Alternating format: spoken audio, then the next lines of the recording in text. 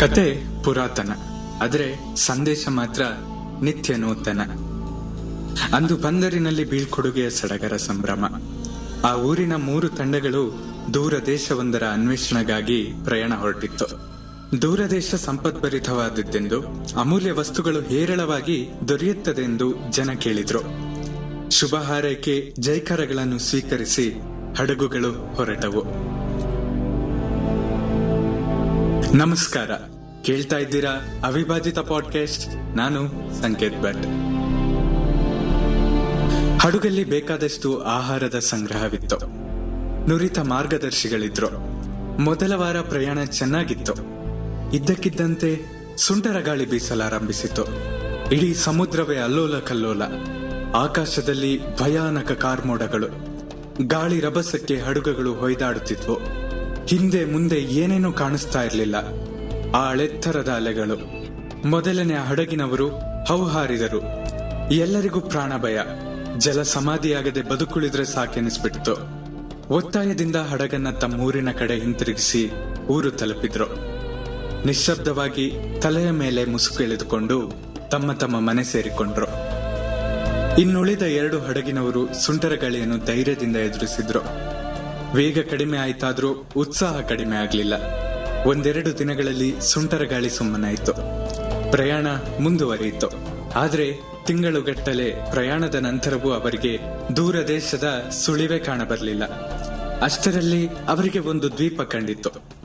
ದಣಿದಿದ್ದ ಅವರು ಅಲ್ಪ ಸ್ವಲ್ಪ ವಿಶ್ರಾಂತಿ ಪಡೆದು ಹೊರಡೋಣವೆಂದು ತೀರ್ಮಾನಿಸಿ ದ್ವೀಪವನ್ನು ಪ್ರವೇಶಿಸಿದ್ರು.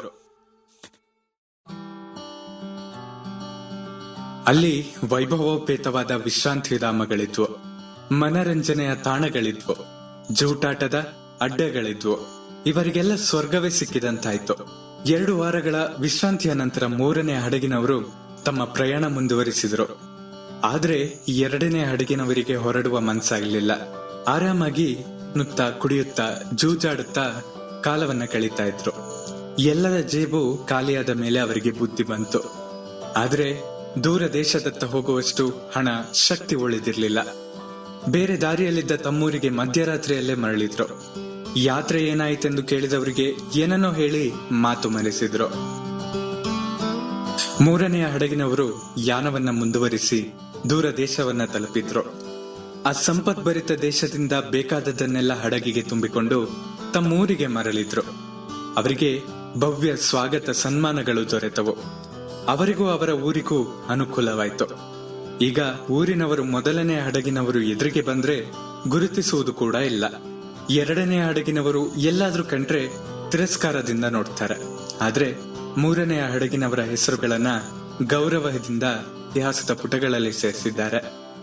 ಇಂತಹ ಸಂದರ್ಭಗಳು ವಿಜ್ಞಾನಿಗಳಿಗೆ, ಕ್ರೀಡಾಪಟುಗಳಿಗೆ, ವ್ಯವಹಾರಸ್ಥರಿಗೆ ಅಷ್ಟೇ ಏಕೆ, ತಪಸ್ವಿಗಳಿಗೂ ಎದುರಾಗಬಹುದು. ಅಲ್ಪ ಸ್ವಲ್ಪ ಅಡ್ಡಿ ಆತಂಕಗಳು, ತೊಂದರೆ ತಾಪತ್ರಯಗಳು ಎದುರಾದಾಗ ಹೆದರಿ ಓಡಿ ಹೋಗುವವರು 1ನೇ ಹಡಗಿನವರು.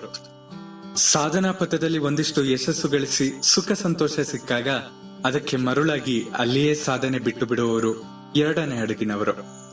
ಆದರೆ ಅಡ್ಡಿ ಆತಂಕಗಳಿಗೆ ಹೆದರದೆ, ಅಲ್ಪ ಸ್ವಲ್ಪ ಸುಖ ಸಂತೋಷಗಳಿಗೆ ಮರುಳಾಗಿ ನಿಲ್ಲದೆ ಗುರಿ ಎತ್ತ ನಡೆದು ಯಶಸ್ವಿಯಾಗುವವರು 3ನೇ ಹಡಗಿನವರು.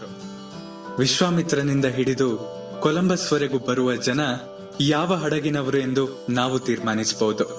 ಹಾಗೆಯೇ ನಮ್ಮದು ಯಾವ ಹಡಗೆಂಬುದನ್ನು ಆಯ್ಕೆ ಮಾಡಿಕೊಳ್ಳಬಹುದು.